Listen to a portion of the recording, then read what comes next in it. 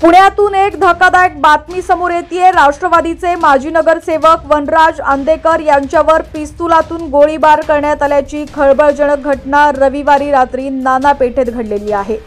आंदेकर यांच्यावर गोळीबार करणाऱ्या हल्लेखोराचा पोलिसांकडून शोध घेण्यात येतोय। आंदेकर यांना खासगी रुग्णालयात दाखल करण्यात आलं, मात्र उपचारादरम्यान त्यांचा मृत्यू झालाय। गणेश उत्सवाच्या तोंडावर माजी नगरसेवकावर गोळीबार करण्यात आल्यानं मध्य भागात घबराट उडालेली आहे। बातमी पूर्ण पाहूया त्याआधी तुम्ही HPN मराठी न्यूज चॅनल पहिल्यांदाच पाहत असाल आणि अजूनही चॅनलला सबस्क्राइब केलं नसेल तर नक्की सबस्क्राइब करा, जेणेकरून आमचे अपडेट्स लवकरात लवकर तुमच्यापर्यंत पोहोचतील।